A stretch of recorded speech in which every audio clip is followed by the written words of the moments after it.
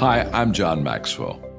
When the top companies in the world are looking for trainers, speakers, and coaches, there's one name that stands above the rest, and that's Maxwell Leadership. Our certified team members have gotten proven results for companies all over the globe, and our reputation, I'm proud to say, is second to none. Some of our members have risen to the top of their profession, including the one you're going to meet today. I proudly introduce you to my friend Bob Fabian Zinka. Welcome to the Leadership and Success Podcast with your host, Coach BZ, where we help you lead with purpose and succeed with impact. If you're ready to grow into the kind of leader others want to follow, this podcast is for you. If you're determined to elevate your success and leave a lasting legacy, this podcast is for you. As my mentor, Dr. John C. Maxwell reminds us, everything rises and falls on leadership. Our goal is simple: to inspire you, challenge you, and equip you with insights that can transform the trajectory of your leadership journey. Welcome aboard to another episode of the Leadership and Success Podcast with Coach BZ. All right, welcome to another episode of the Leadership and Success Podcast. This is Coach BZ for our second show today. And we have a very, very special guest, someone I know very well, an IP officer just like myself. But before I get to him, we have what we call a moment of gratitude, right? We like to start the show every single time with a moment of gratitude. We want to be grateful every single time we meet. And part of the reason why we do this is because in the military, veteran and service member, active duty, National Guard, and the reserve, substantial number of veterans, about 21, 22 service member every single day commit suicide. And here we believe it's not possible to be suicidal and be grateful at the very same time. So from the episode earlier this morning, I was grateful for freedom, right? There is nothing like being free. And part of the reason why I love America so much, right? It is the home of the brave and the land of the free. And let us know in the comment, let us know where are you guys joining us from, what city, what state. And earlier today, we had people from England, from Nigeria, from across America. So let us know which country, if outside of the US. But also let us know what you are grateful for. And if you have a question for the commander, type it in the comments and we're going to be answering your questions live. So let me see if I can properly introduce our guest today. Today, I'm really honored and privileged to be speaking to Commander Select Anthony R. Murphy, U.S. Navy. He is my friend, my mentee, and one of those quiet leaders whose journey deserves to be told. Today, I am really proud of him because Anthony's Navy journey began in 1999. He was a Seaman Recruit E1, lowest rank in the Navy, and he started in deck department, stroke information system technician, just like I did.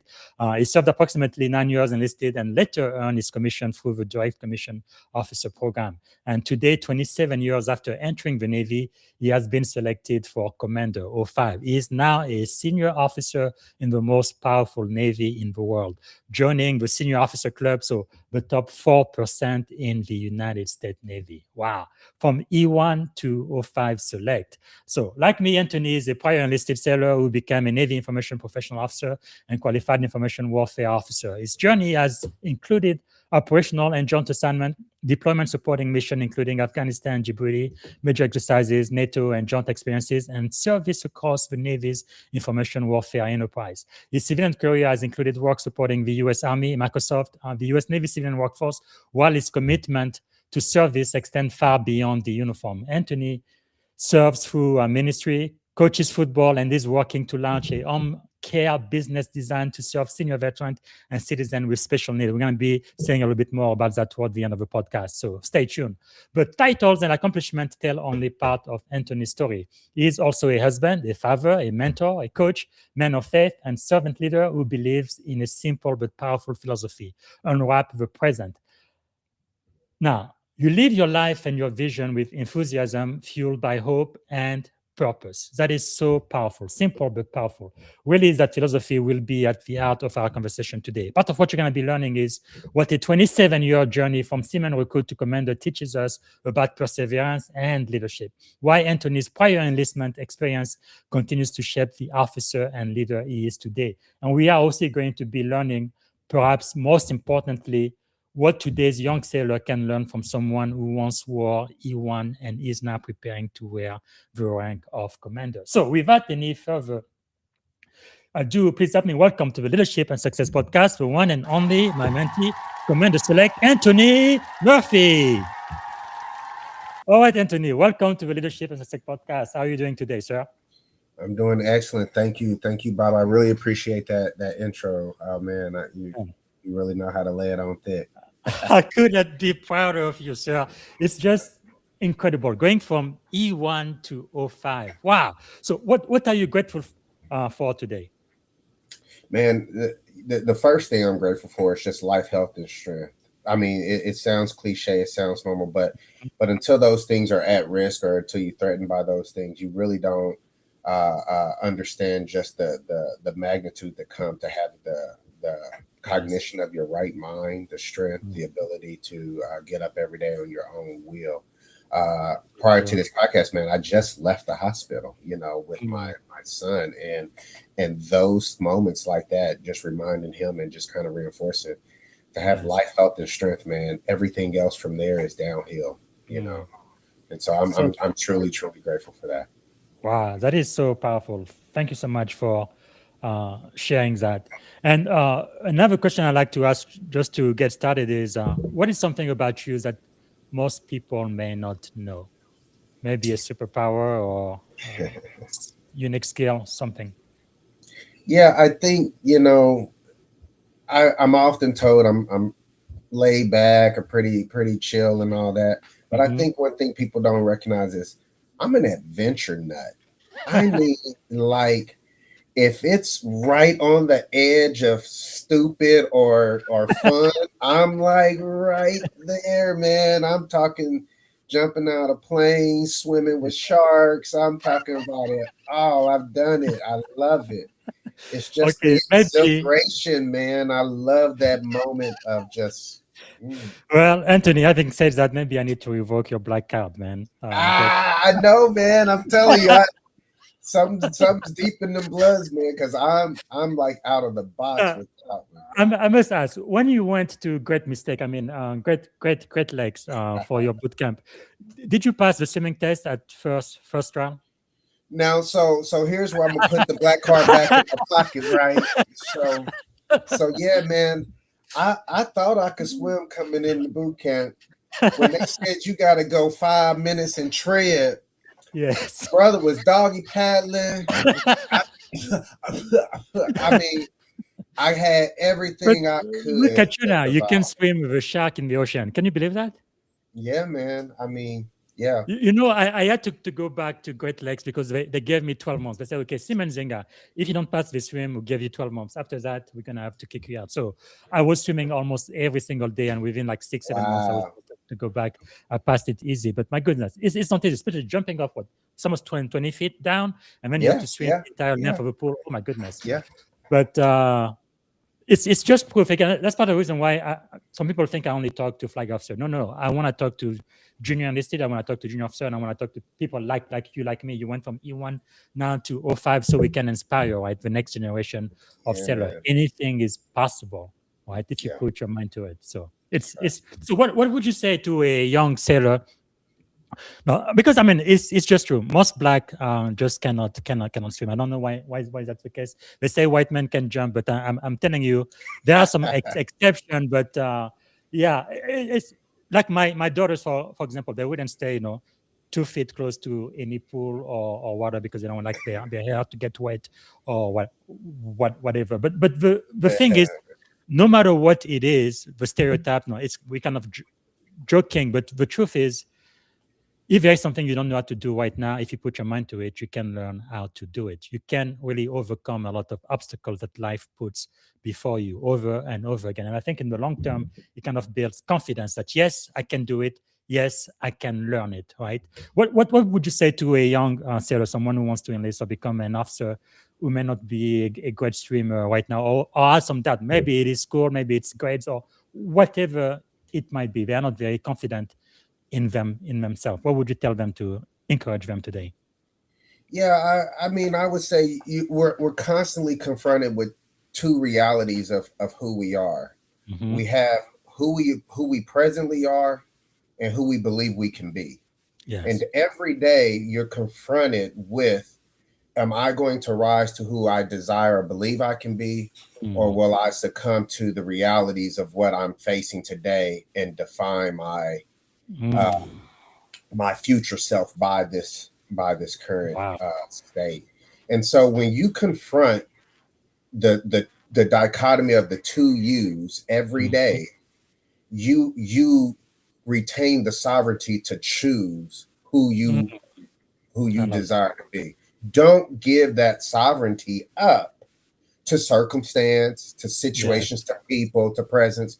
Don't be Just a victim. identify, yeah, exactly. Identify what what pathways, what choices, what elections, what people, what mentors, what do I have to do to Mhm. manifest who I believe is truly me, Wow. and continue to define the true you every day.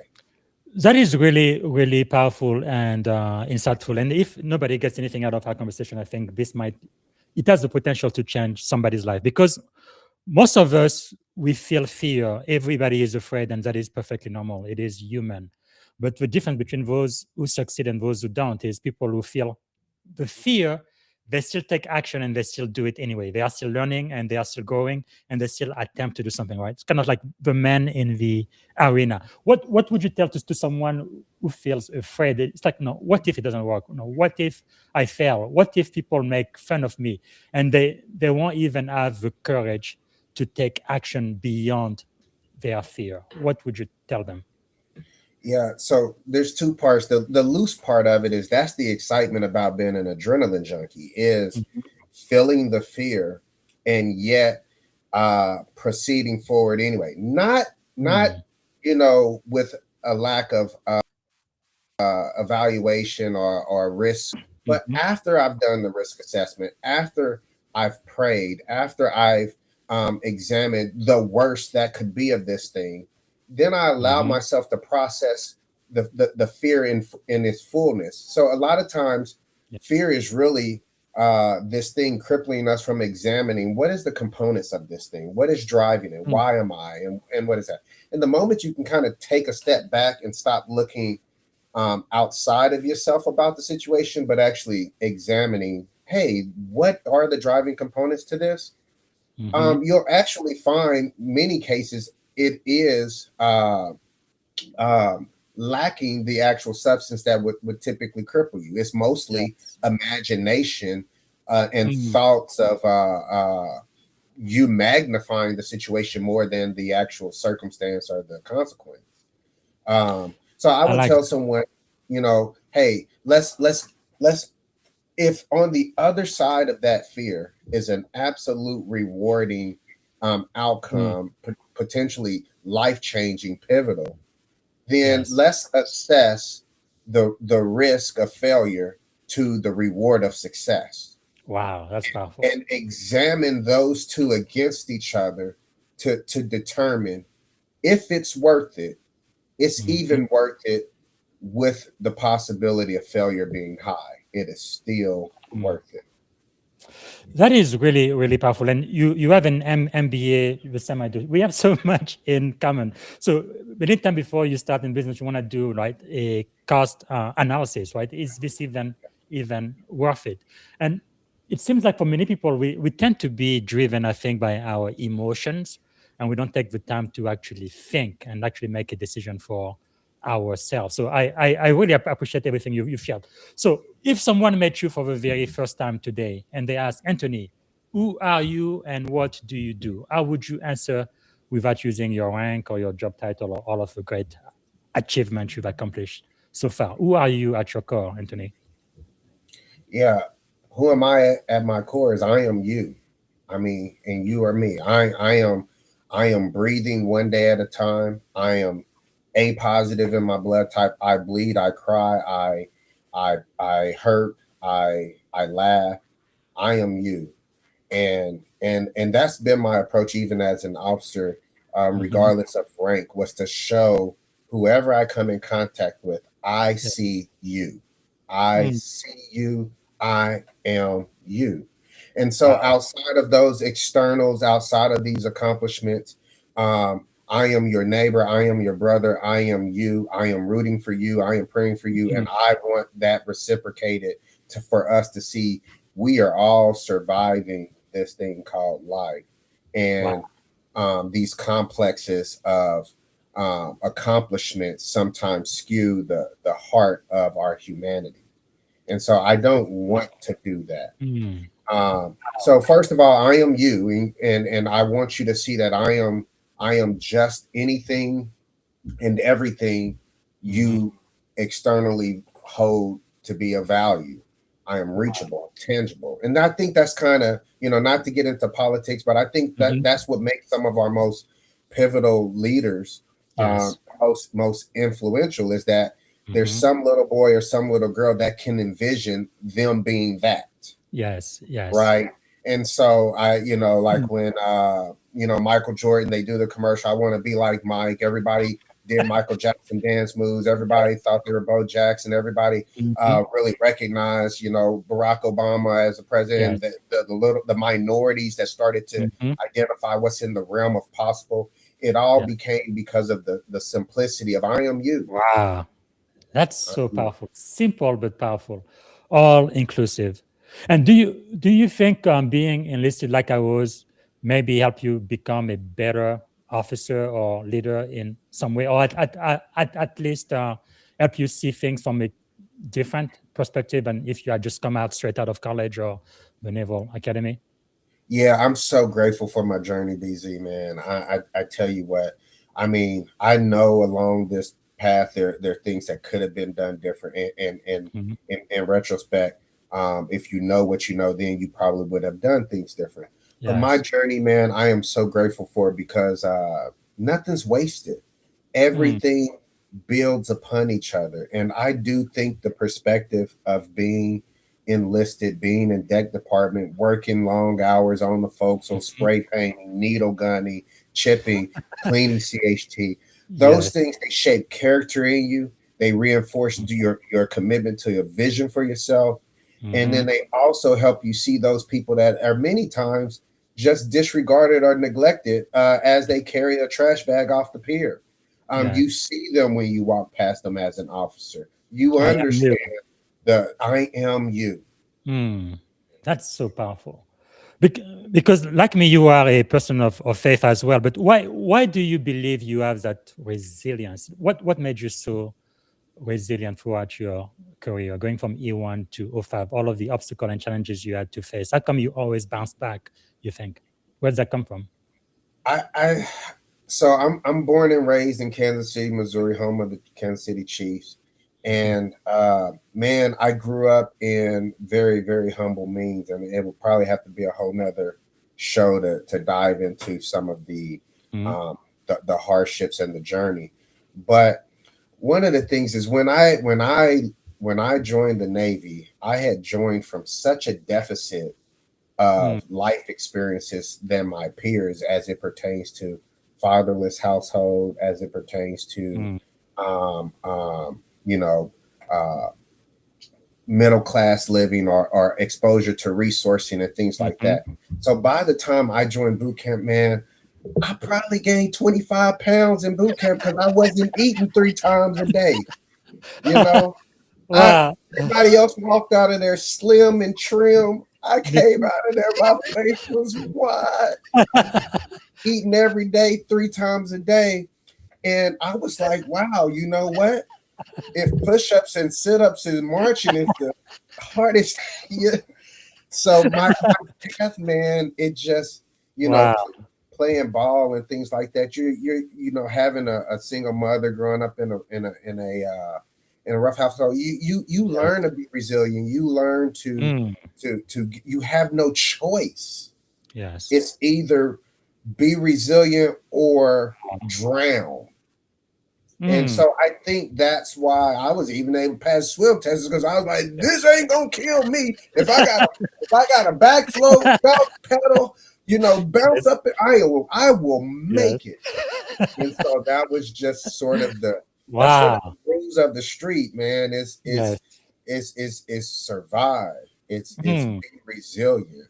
It's That's don't really just powerful. I guess I think it was 50 Cent who said, right, get rich or die. But I'm just talking about the mindset, meaning I am not going to give up. I am going to make it no matter what. no matter what. Wow. That is powerful. Now, if you can take us back to 1999, who was the young man who arrived at Great Lakes as a seaman recruit? What were his dreams, his fears, and expectation way back then? Yeah, the young man that arrived in Great Lakes, man, was somebody who was determined to get himself out the hood and Yes. and see ocean Mm, and see opportunity. I used to work at the zoo. My only job as a teenager is I worked at the zoo. And prior to that, I mean, and during that season, I graduated high school pretty much a year early. I chose to go wow. back to high school for my senior year, just half the year, because I was afraid of being bored and unproductive. So Wow. I elected to just do 2 days a week for the school year to just not enter into being unproductive, Wow. because a lot of problems happen. So now, fast forward 1999, I'm getting on an airplane for the first time in my life, you know. But while I was working at the zoo, they had this little bell ball with a globe on it. And I got that ball and I put it around my neck and I Mm, said, one day I'm going to see the world. I'm wow. going to break out of this box, this Yes. inner city box, this limited, never traveled, never seen anything box. Mm, And I'm going to go and voyage the world. So I arrived at boot camp. You know, I wanted to keep my fade, so I cut my hair pretty low. I wanted, I was still trying to be dapper, but did man, I did they woke shave up, you still? huh? Did they shave you still even though you had low No, hair? man, I cut it low. I wanted to have a hairline when I went in there. I didn't want them skinning me out, man. So I had to cry because back then my hair was curly and nice and beautiful, but yeah, they got rid of all of it. But yeah, I was like, I'm gonna beat them to it. If they gonna cut it, I'm gonna be the one. I'm gonna cut it so low and clean they won't touch it. well, and then So you for had the to, to, first to week, I break had to a break clean into haircut. your boots too, didn't you?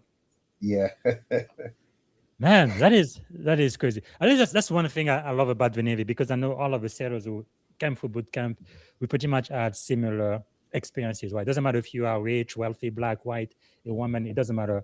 We all go through the same thing, we all look alike. But so when you started deck department, you struck IT, you served about 9 years enlisted and eventually commissioned through the DCO, like I said. Now you've been selected for commander. How did that kid who entered the Navy as an E1 become the leader sitting across from me today? man, it's nothing but the grace of God. Um, Yes. it's resiliency, like you said, the Mhm. ability to just keep at it. You know, I'm just I'm just I'm just I'm just you standing on top of my failures and not allowing my failures to stand on top of me. And Wow. that's really Say it. that one more time, please. You know, Wow.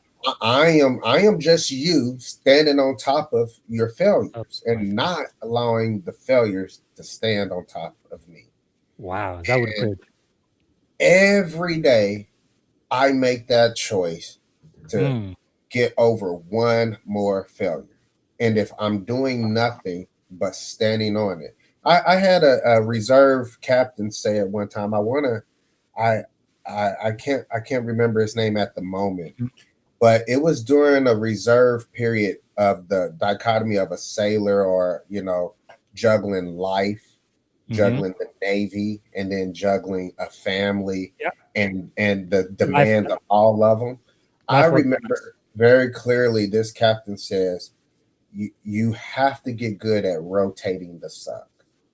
You Mm, know, and that means every every one of these areas of their life come with their own demands of you. And there are yes. moments where you're going to suck as an employee. You may Mhm. not have been as attentive. Something might have dropped. You couldn't deliver on whatever the timeline or deadline Mm, was. And but don't stay sucking as an employee every day, all day, every year for the rest of your life. Yes. rotate that thing. There might be sometimes you as a sailor, you might not have Yes. gotten the hours in or Mm, got the training done or completed something. There might yes. be times where you're a little bit more absent as a father or mother Hmm. because of the demands of the Navy or your job Yes. or Yes. ministry or whatever. But Hmm. but but take the pressure off of yourself of trying to be perfect in everything for everybody all the time. Wow. That's Rotate powerful. the sub, give yourself some grace. Understand I might be struggling now, but not always on this Mm, thing. And I love then, it. Rotate to that for suck. sure. Yeah. I am That going to use this. First time I do, I'm going to give you credit, and then I'm going to do it as my own. That's powerful. Wow. So, what did you learn as an enlisted before you became officer? What is a leadership lesson or principles that you learned that you feel like you may not have learned through officer training?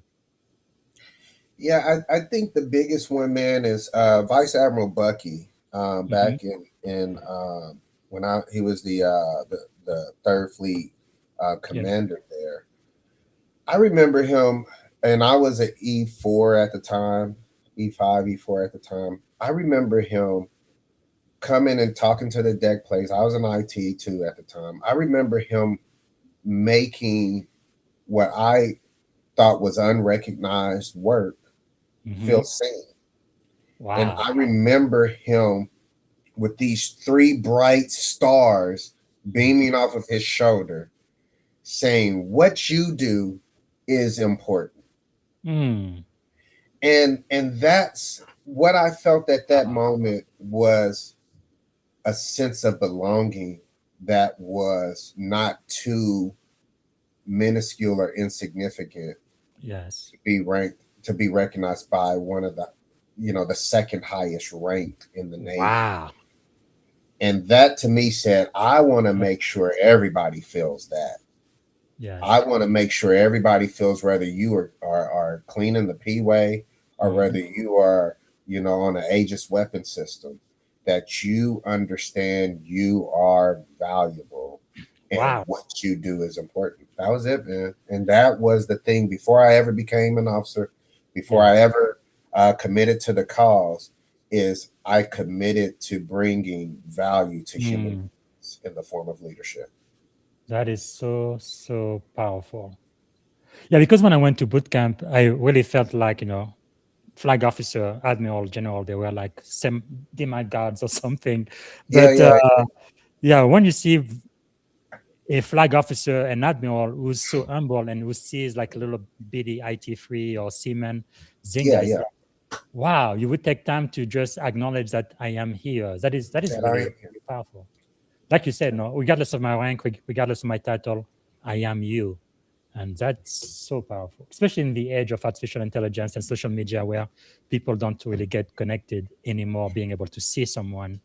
That's Yeah, and powerful. I remember that there was a period even as enlisted, and I think even just in life in general, there's a period where sometimes you seek to avoid leadership. You seek to Mhm. avoid coming into contact or clash or even being seen by them. You sometimes think that they're disconnected. They're disconnected to your struggles. They're disconnected to your tasks, your priorities.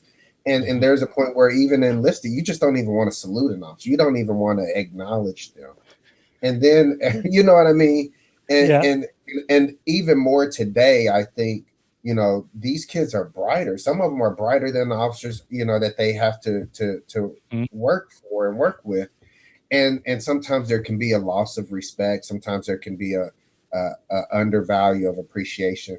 But I think human contact, human value, that Mhm. transcend how much you know and who you and what title and degrees you got.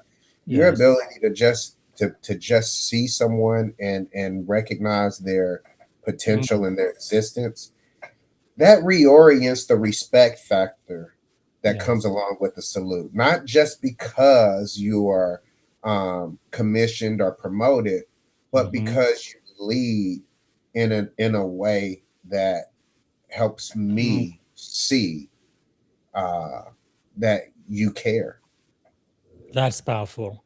I mean, human dignity and respect. It's wow. you can really make a big difference in the life of so many people if only you care. Of course, in the Navy, we say mission first, people always. I think we borrowed that from the US Army, but it really makes a difference when a commanding officer truly cares about his or her sailors. I mean, you can tell the difference, right? Because I know I've had a couple of skippers who pretend to care about their sailor, but they absolutely do not care about you. But when you see somebody who really goes above and beyond and they really care about you, the person, not just you as a group, but you as an individual, it really makes all the difference in the world, doesn't it? Yeah, and it does come with risk, and I don't say risk as in a mission risk, but sometimes it comes with risk because there are some people that don't want you to get to know them. They just want you to tell them what to do. They want to just know that you got the helm and that you're driving us home, and then they don't want all of the warm and fuzzies. They just want to know that you'll do what's right when it's time to do what's right. And sometimes trying to bridge that gap and trying to bring that level of awareness or inclusion can sometimes come with softness or the appearance of softness or the appearance of lacking attributes to take charge and things of that sort, or now the feeling of we're equals and I get to disregard or circumvent because you seemingly not carry the brass with a level of valor and judgment that they may think you should carry it with. And so those are always the two sides to the coin That you have to balance. Yeah, because I want to say mission first, people always. As a leader, I'm sure you've been even as a division officer, department head, or senior leader in your command, where you have to balance, right, the mission of the organization of the unit and then also caring for the sailor. Because sometimes you cannot satisfy both at the same time. Sometimes you have to work your people a little bit, rough or hard for a certain period of time because of the mission. Maybe find some other ways to make it up to them later. But how do you balance the mission and the caring of your sailors when they are in conflict? Yeah, I think when they're in conflict, that's a good question. Yeah, I think in two parts. One is and some of it is just generational differences. I think one of my old signatures used to say, "There's no crying in fatigues." Like if you're going to be in a military uniform, there's no crying in the war when the warrior's uniform. And that's sort of an old school kind of approach to it. But and today with social media and all of that, everyone has a microphone. I mean, very, very good microphone, right? But I'm challenged with, hey, I don't want to weaken you. Mm-hmm. I'm challenged with, I don't want to reinforce weakness in you or weakness through you. And that's the hardship of, you might think I'm killing you. You might think this is hard, but this is potential that has to be cultivated. And so you really have to build trust. You have to build trust that when I challenge you, it is not on the basis of your personhood. It's not on the basis of arrogance. It's on the basis of mission accomplishment through the potential you demonstrate. I think you really hit it on the head right there. It's really about trust, right? Because if your people trust you and they know that you really want the very best for them, even when it gets difficult, they will trust you and then they will follow. How do you build trust when, let's say, you are in a new unit, you have the new CEO, especially now that you are going to be elevated to commander, you're going to have a chance to become a commanding officer and have your own unit. How do you build trust quickly when you know that your unit or your command has to go on deployment? How do you do that when you don't have a lot of time to really get to know every single person in your unit, depending on how big or small it is, and get your people to trust you and you them? How would you do it? So one of my mentors was captain of the USS George Bush, and Mhm. I was talking with him on this very subject. He runs an aircraft carrier, but one of the things he reinforced and shared on this subject that I've adopted is while you're identifying everything that needs to change and everything that needs to go, stay curious. I love it. Stay curious and make sure that you show you're listening. Mm. As you show your ability to be curious and listen, you Yes. start building trust that you are there, that you are Ah, present. Do ah, what you say you're going to do.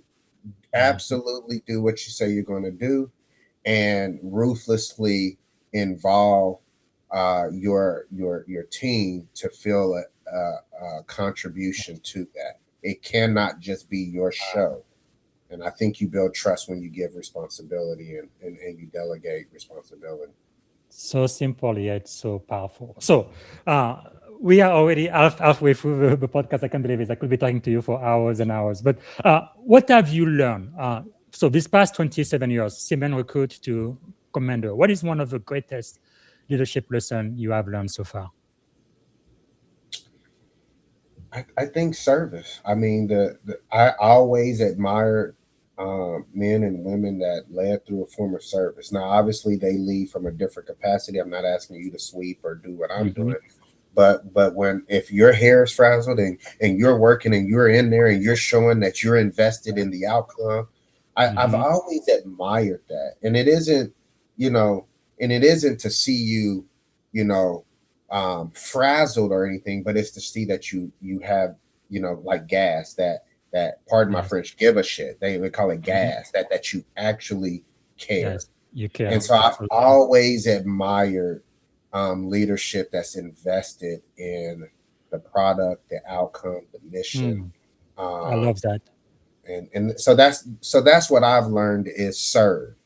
Mhm. Be a servant leader. Invest yourself not only in the beginning of the production, but the end of it, and own it. I Um, love that. So just because you and I, we are both in the information warfare domain, information technology, there's a lot of incident and sometimes things get quite hectic. Do you think it's important for a leader to look calm under pressure? Like I guess President Obama is one president who was very well known of always looking cool and lay back, even when the economy seems like was going down, you know, uh, to help. It was like, no, let's remain focused because sometimes I feel like if your leader looks frantic or afraid and just agitated, then everybody else is going to be agitated too. agree. What do you think about that? Yeah, I agree. I think ultimately, like I said before, going back into being invested, right? You don't need to look like frantic or anything, but you need to look like you give a crap, and you need to look Yes, like you understand what's at you do stake, and you care. understand how to connect the Hmm. dots. For me, I don't I think however your innate or trained responses are, they just need to be Mhm. authentic. I think people can pick up if there's a I love sense that. of inauthentic responses. You know what I mean? If you're too cool for school, then people are going to say you're either out of touch or you're playing Yeah. yourself here. Or if Yes. you're too frazzled, then they're like you're either out of control or you don't know Yes. how to manage the situation. So And know your so environment. yeah. I mean, it just has to be authentic, and I think people Yes. can pick up authentic leadership and authentic commitment, um, Mm. and that's what they That's powerful. gravitate to. But now I guess there's a leadership school that thinks, okay, you have to be authentic, but you also have to be vulnerable. Do you think there is a limit as a leader how much vulnerable you should be in front of your team? Especially like earlier you mentioned, right? Sometimes people may feel like, hey, you are no longer my boss, you are now my friend, and I can just talk to you any kind of way. So it seems like there needs to be some guardrail. What do you think? Absolutely, and I think that's one. So I say absolutely in the sense that there should be some guardrails. There should be some need to know caveats to various levels of responsibility. I mean, the last thing you want to hear is the boss comes on the microphone and say, "Hey, I don't know what the hell I'm doing. You know, there goes the ship, Yeah, right? yeah, yeah, But or hey, I just got off the phone with the admiral and he says I'm screwing up. You know that. Hey, easy there. You know. So I think there yeah. are some variants within who you confide in, what level of degree of transparency, you know. Um, and I was talking to my daughter about that the other day, and she was like, "Hey, you know, Dad, I'm looking for you to just know that you can talk to me about anything." I said, "Baby, that's great. That's great, but just know I won't talk to you about anything. Yes, You know, I will crush you with, yes. you know." So just So true. yeah, just trying to weigh in the I issues of love that. life on a Mm. 21-year-old or something, and you're just trying to get through college, and the last thing you know, Yeah, we're gonna have a tuition next month.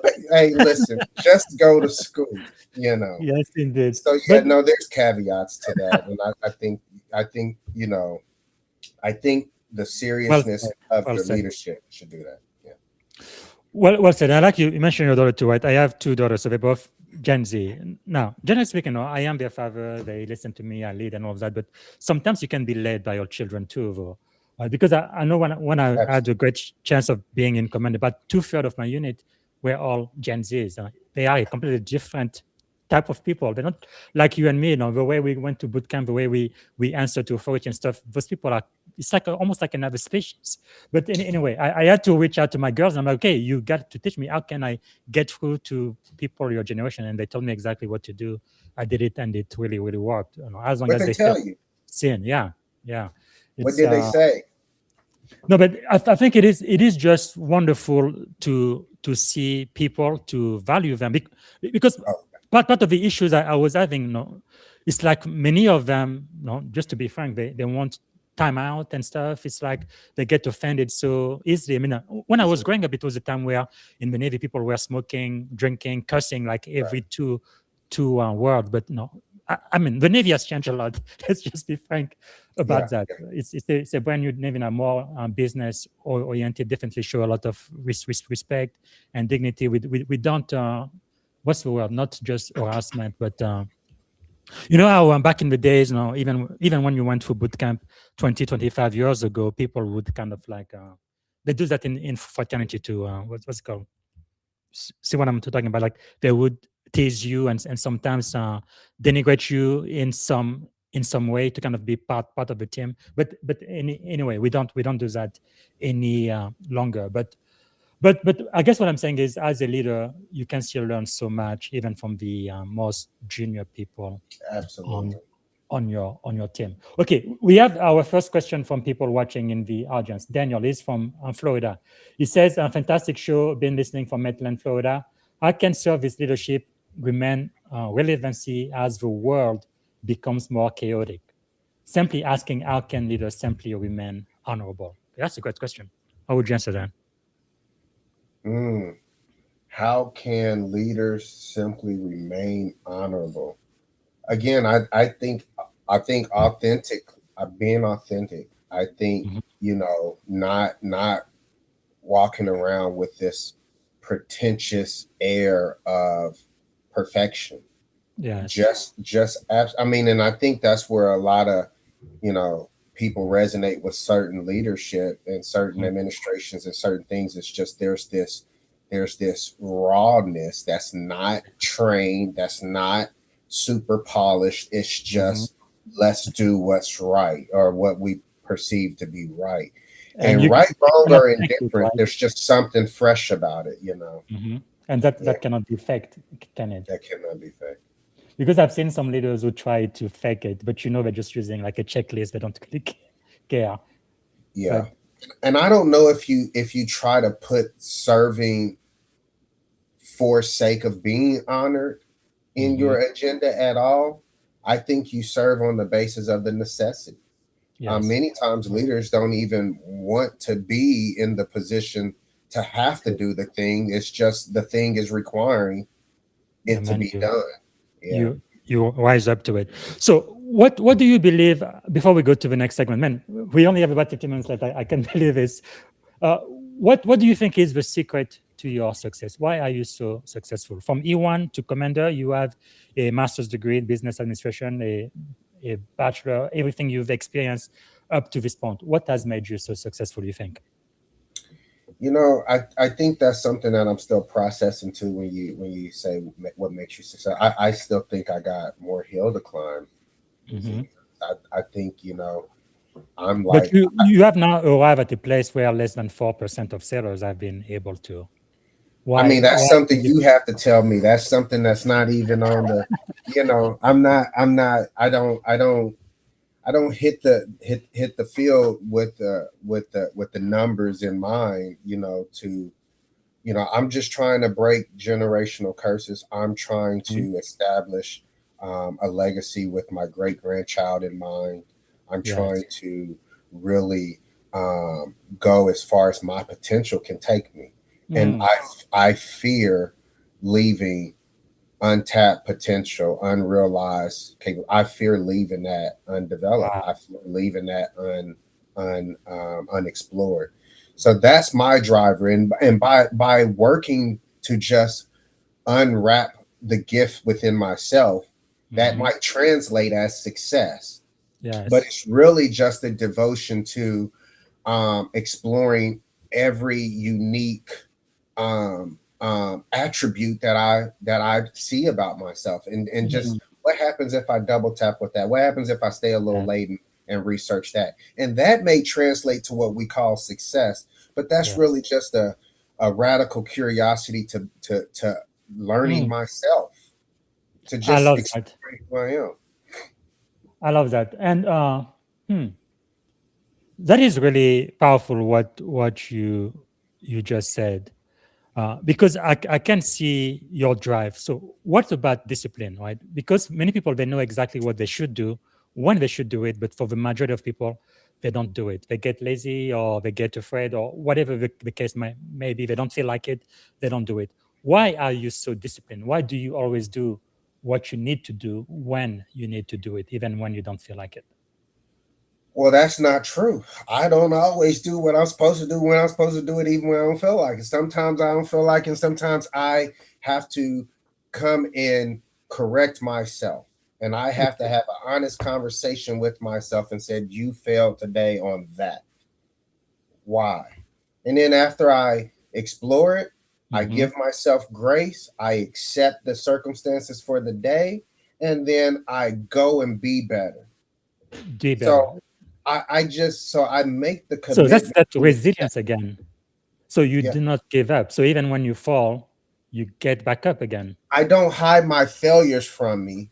I use them to uh to actually address and correct. So I try Wow. not to walk around with a sense of naivety concerning my successes or my failures. Hmm. I am as humbled by my successes as I am by my failures. They Wow. humble me because I realize that they do produce. But I am hyper Mhm. disciplined, and people at our capacity many times are OCD when it comes to certain Yeah. disciplines.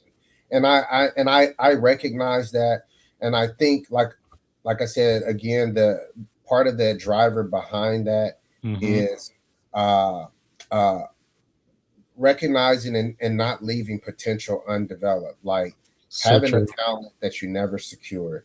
And I realized that discipline is the mechanism by which we Yes. see uh, Mm.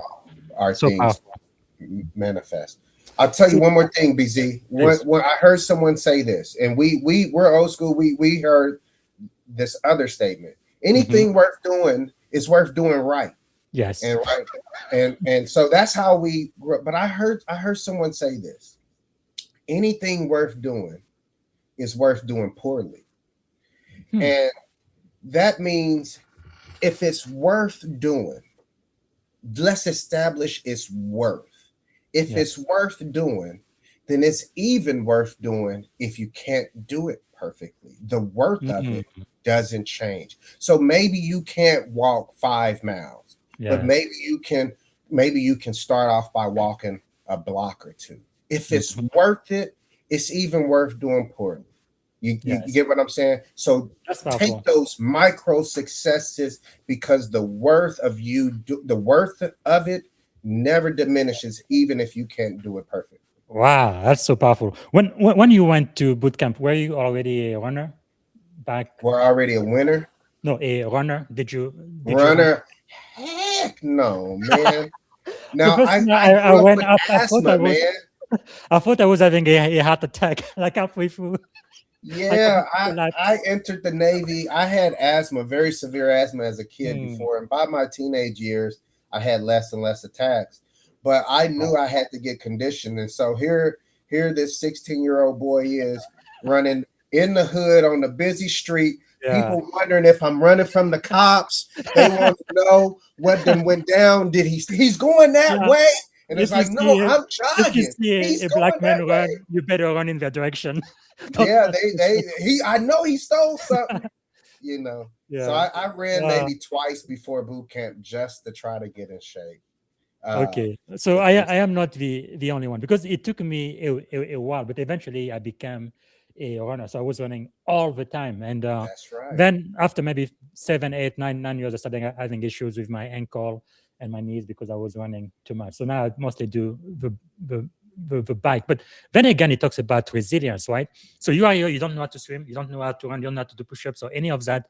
But in order for you to graduate boot camp, you absolutely have to pass the physical test. If you don't pass it, you are completely disqualified. So you have to do whatever you need to do to put your mind in the game and go beyond your fear, beyond everything that you are feeling, and hit the goal. It's and I think when you kind of apply this, no matter what you do, whether it's learning how to do computer security or cloud or AI, it doesn't matter what it is. You have the same mindset. I can learn this. I can do this because I was in this place before. Maybe not the specific mountain, but something similar, right?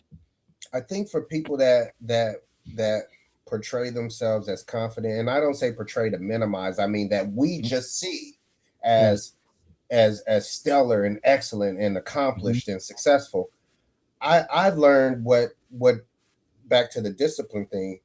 I've learned over my years that I've become accustomed to being successful by the little things. I don't be as so I try to build a lot of sets and reps on success by little things. Today I'm just going to eat this. Today I'm going to wear that. I'm going to get up at this time. I'm going to read that. I'm going to finish and get this.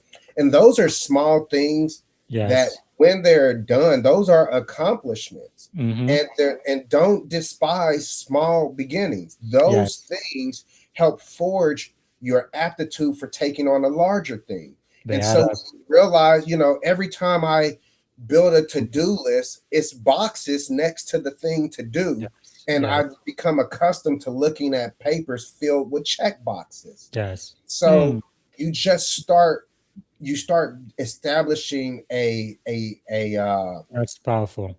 A routine of being successful at the little things. And then, like I said, you look up and people are calling you successful, but it's really just discipline and you committing yourself to little things. That's really powerful. Yeah, because I remember I couldn't even do one push-up. When I first, we only had 2 minutes to do so many push-ups. So I start with one. I do one push-up. Okay, that's fine. I can't do anymore.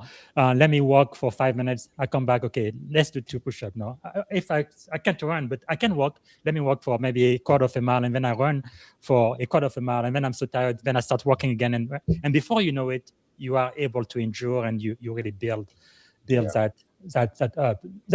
That is quite something. Now, let's talk about what you are learning. All leaders are learners. What have you been learning lately? Yeah, so What like are you you said, reading? yeah. Okay, so there's 2 parts. One, I'm reading this book called the E Myth. Yeah, it was pretty and big in the 90s. yeah, and they so the E Myth revised. So there's a revision of that I've been reading, and it's really focusing on as I prepare for this next chapter of life. It's really focusing on establishing a business framework that is surrounded by building systems, and understanding that as a business owner, the business is your engine and it is your job. All of the other things you got to learn to delegate and provide responsibilities off to, but Yeah. really building a system.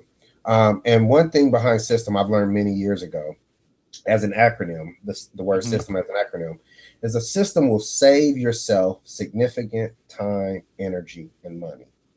And today, if we incorporate a system into however we operate, I think Yes. the fruits of that would save yourself significant time, energy, money, because you're not doing so much exploring, learning, and learning, failure learning, but you're establishing a framework that you just tweak along the way. My daughter dropped this book on me by John C. Maxwell on the unicorn, so I got that on the deck next to read about the unicorn perspective, which is these high performing different Yes. perspective leaders Wow. and people. And so my That is daughter powerful. called me the unicorn. I thought she was, throwing a jab at me, but then she shared Yes. the book with me. Yeah, the E-Myth revisited by Michael Gerber. Powerful book. Because I remember back in the 90s, I was reading that, and also guerrilla marketing was pretty big. Yeah, guerrilla Back marketing is back different. then. Yeah. I don't know if they have an updated version of that, how to market when you don't have a budget. But wow, powerful. And another question I have for you then is, we already talked about failure, so I'm not going to go back to that. But who are some of the people you know that we should know? Who are some of the people who have mentored you, coached you, and helped you have the vision for leadership you have today, who have significantly impacted your life? Yeah, I often say one of and I don't by any means advocate for my upbringing to be others, but one of the things I often talk about is the uniqueness that I had by not having an in-present in the home father, was that I was able to, growing up, I was able to sort of admire from afar a varying collection of different men. I was able to grow up in the church, but not completely immersed to where I didn't see, the world or anything like that. But so I grew up and I had admiration for my grandfather, who was a preacher, and his ability to encourage and bring people to experience the faith, and you'll see them crying and being relieved and having a experience with their creator. And then I also saw men that fixed cars. They were good with their hands. They got their hands dirty. They were able to bring about service to the community, and that vehicle is the lifeblood of their income. And then they need this, and they're able to fix it. And I saw men that were dapper, and they dressed very nice, and they were able to carry themselves with a sense of honor and care and concern about how they present and who they present. And so I was able to sort of incorporate and absorb and filter every feature and aspect of a man, to be one from a leadership standpoint, to a servant, to a mechanic, to being hands, to being a scholar, to reading, to being educated, informed, fighting for rights, and all of these things. And so I was fortunate to incorporate all of that into one being, That's really powerful. I get to elect every day which person, and you want to be. Yeah.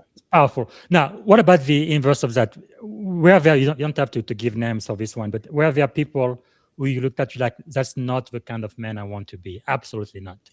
Oh yeah, absolutely. Like I said, I won't say any names, but yeah, I mean, there used to be a commercial back in the day where these dummies will be in the car, they crash, and then the screen will go black, and they'll say something like, "You can learn a lot from a dummy," and that was just left on the screen.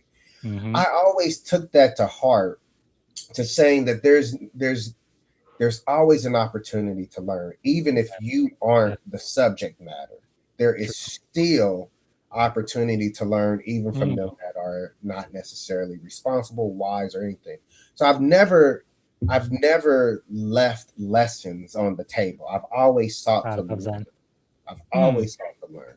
And so there were some in my neighborhood, in my circle, in my friendships, that they've made choices that I've said, well, let's see how that's going to work. Wow, that's powerful.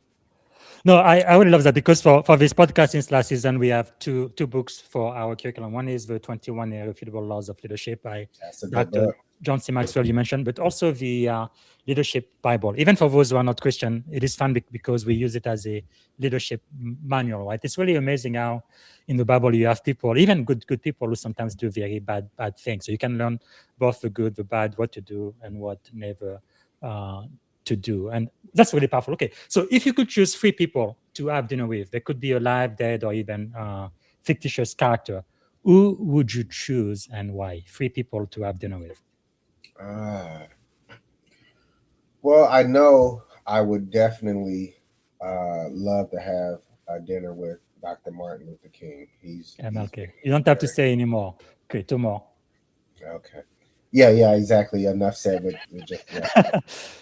Yes, indeed. Uh, Abraham Lincoln, actually, you Because know. for anybody who grew up in a black church, you would see that MLK's picture is pretty much on every church fan Oh, that's everywhere across America. So you don't have to say anymore. Abraham Lincoln is a good one. Gettysburg, the Civil War, and who would be your third person? you know, if we're just speaking from an academic or a civil standpoint, I would also absolutely love to have dinner with George Washington. First But president. as an overall standpoint, it would be with Jesus Christ overall, Yes. and I look Wow. forward to that day. Powerful. Okay. Is there maybe like a song or a book or a movie that you think might be your life's theme or anthem? A song or a book. Or Uh, well, it depends on the mood. So there's this you know so there's this song by, well, actually I was singing this song earlier today, and I don't want to Mhm, get too emotional, but there's this song by Kurt Carr, and his mhm. singers in it's I almost let go, I almost was at the edge of giving up, devil thought he had me, but Jesus came and grabbed me, and he held me close so I wouldn't let go. Those words are very pivotal, especially during tough times. Then on What is the looser what is gooser sorry? side, What is the name of the song with Kurt Carr? I believe it's I almost let go. I I almost almost let go. Okay, let okay, go. I because believe so. I love this music. There is one of his song I keep listening to over and over again. Really, really, really encouraging. He has a lot of great music. Just to be true. Okay, I almost let Yeah, go. I will make sure to I believe listen. that's the one. Okay. And at least that's the one you sing. That's the part you sing the loudest as you sing Yeah. the song. But Yeah. um, Fantastic. you know, but yeah, I would have to give that some thought. But I I have know several this is songs, there's great. several secular songs and all those things that Yeah, really come to mind. But because on we the Lucy side, there's a mystical song. yeah. Uh, I don't know if you remember the rapper Mystical, but Mhm. there's a song, "The Man Right Here." I Mm. love that song because I say that's my theme music. The Wow. sheriff is in town. It's time to take charge. That's good to know because we do have a Apple Music playlist for this podcast too. I think we have over, I don't know, almost 100 songs that people recommend for the podcast. So I'm gonna make sure to add those two. All right. We are almost toward the end. I'm really grateful for your time today. Is there okay? If you had one and only one day to live, what would you have liked your final contribution to be? One day. My final contribution, I think, to the world, I think my final contribution would probably just be, service. I think it would just be giving and sharing to others. What Yeah. capacity that looks like, I'm often serving others in the form of coaching and mentorship and encouragement. And Mm, I can see myself on my deathbed encouraging those around me. Uh, yes. I would find myself encouraging them around. Wow. So, what would you like for your sailors, your children, and your future grandchildren to say about you, let's say 25, 30 years from today? Yeah, I think they would just. I would hope that they say is that you know he worked his butt off so I can have a sense of purpose. Wow. I want everyone coming from me, a descendant from me, to feel they have a place in this world. And there's provision through their family. There's provision through my principles that give them a safe place in this world. Because I think as we get further and further along, and I'm sorry if I'm rambling on, but I think as we get further away from generation to generation, we become a little more entitled. And I think there was a time where, you had to work with your hands very hard, very long, very much. And then there's a time where you just have to move the mouse from the corner. And now we're complaining because I can't get the mouse over to the top of the screen fast enough. And so the more you get into comforts and the more you get into to these niceties, the more entitled and underappreciated you become to the road that was set for you. Wow. And so I just hope those coming after me realize that they sit upon, the seat of someone's care for their wow. That's powerful. So if you had a crystal ball or a magic wand or something, you could solve any problem in the world. What is the one problem you would like to solve first thing tomorrow morning? Oh, as like in world hunger type of solve the whole world problem? Any problem at all. Which problem would you like to solve tomorrow? Just one. If you could solve anything. I would solve hate. I would solve dissension and hate. I will remove capability from our genes. That's really powerful because we are quite a divided country right now. I remember 9/11, it was very, very sad, but the day after 9/11, I was so proud to be in America. I mean, it was one country under God, really, truly. No matter if you were black, white, male, female, we were really all united under our flag. And I really hope we get back there. Bob, man, it's very powerful, right? One single man has the genetic potential to populate the whole world. Wow. But man, fueled by bitterness, has the potential to take into extinction everything we've built. One nuclear bomb across the globe. Crazy. Man has the potential to populate the earth or to completely destroy it. Wow. And, that would preach. So for all of the junior enlisted and junior officers who are listening to you now, about to become a senior officer in the most powerful Navy in the world, what would you tell them? What is your word of encouragement for a junior enlisted and junior officer who's dreaming of one day maybe becoming a commander and having their own command? It's very cliche, and I just had this conversation with Lieutenant Junior Gray Green. I won't say his first name, but I just had this conversation 2 days ago upon his ship. And he's contemplating getting out, and he's observed some of the challenges with bureaucracy and ordering and logistics and leadership. And I told him, and we're in a prime time in the Navy right now where technology and commercial off the shelf capabilities, private sector, the emergence that we're having right now is unlike anything I've ever seen in the last 20 years of service. These last 5 years have been amazing when it comes you add AI to the mix too. Then you add AI, and that's a whole nother segment. Anthropic, Babel 5, Mythos, what the landscape's going to look like. We're basically building a artificial intelligent nuclear bomb that in the cyberspace, right? And it has the potential to do all these amazing things, but it can be weaponized in such a very scary way. But I told Lieutenant Green, man, I told him as he contemplates getting out and going back to, Illinois, I said, you are in a prime position to see the problem and be a part of the solution than bailing out on the problem. And I didn't use the word bail out, and I didn't want to kind of diminish his perspective concerning getting out, but somebody else will have to start from scratch again to come to the same problem, to face that. the 4 years the 3.5, 4 years you put in there, Lieutenant Junior Gray Green, you have a keen insight on your influence and the problem that you were created to address. That's why it bugs you.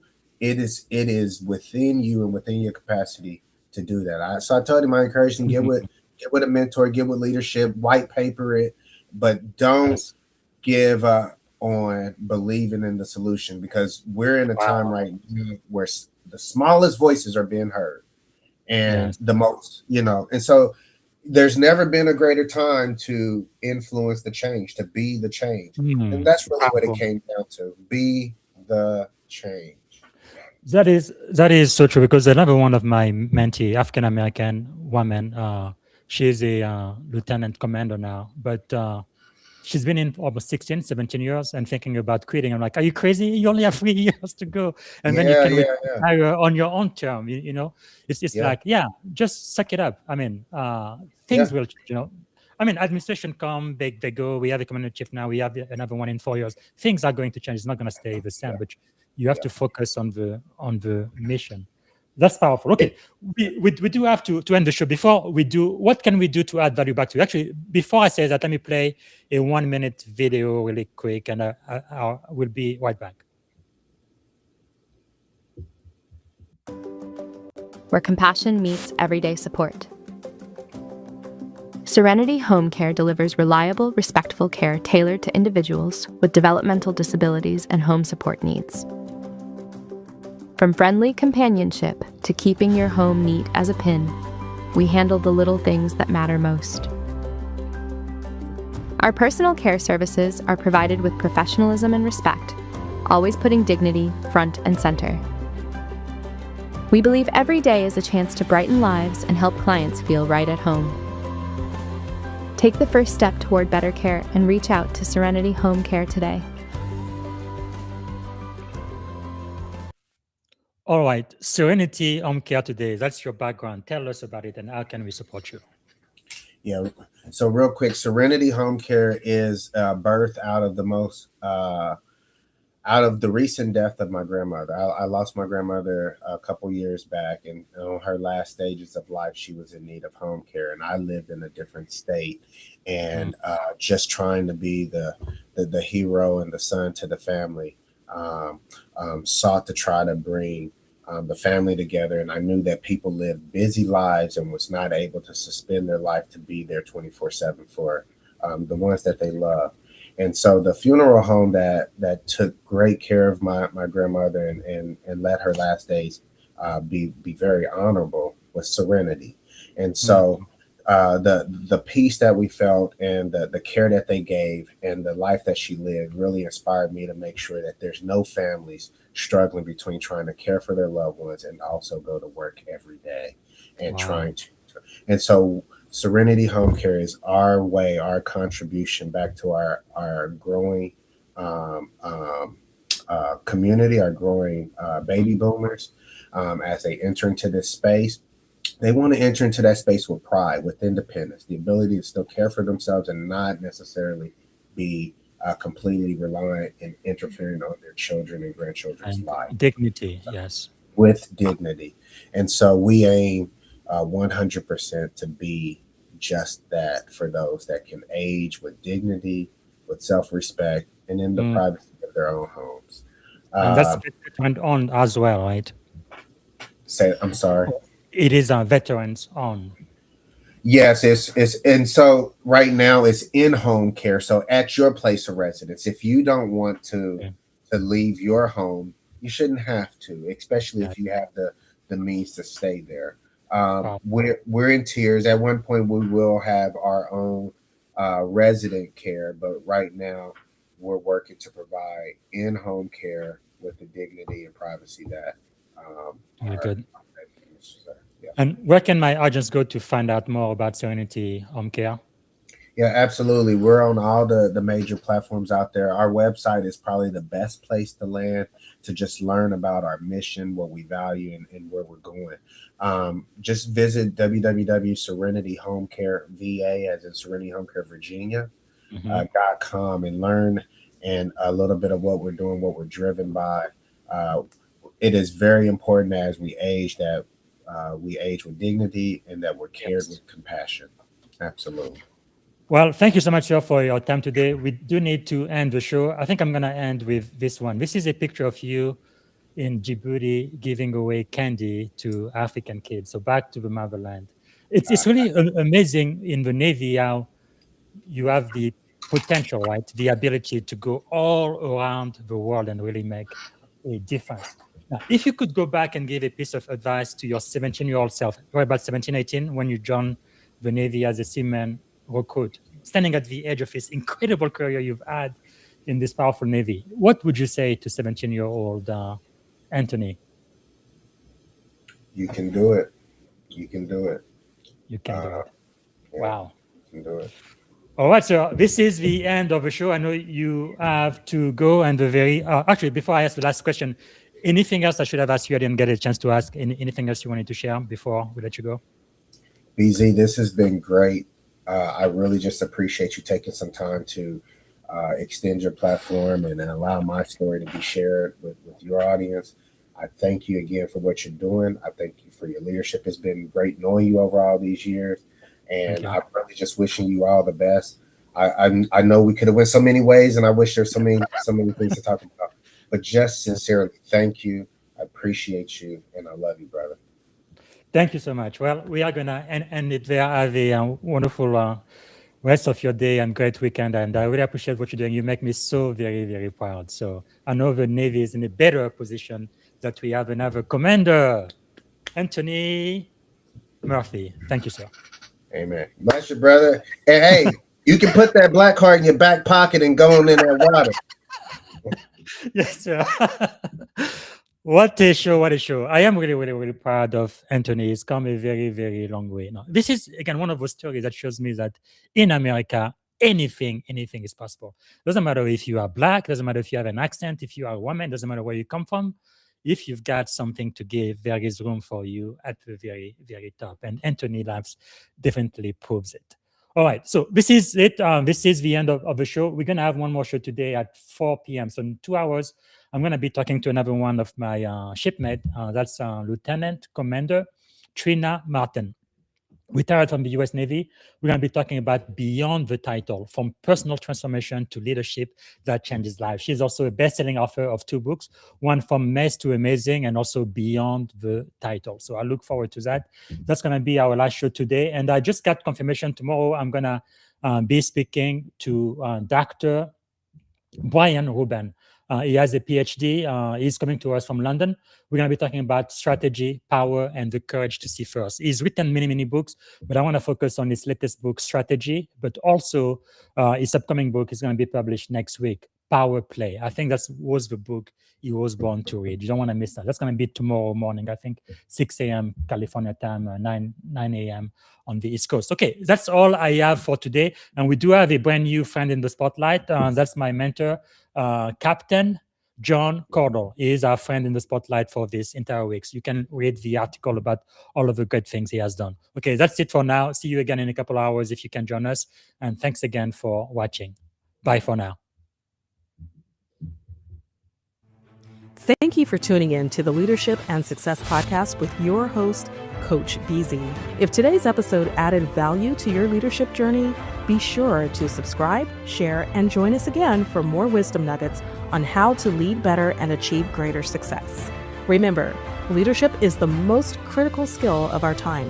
The world will always need leaders to inspire others, drive innovation, and execute meaningful strategy.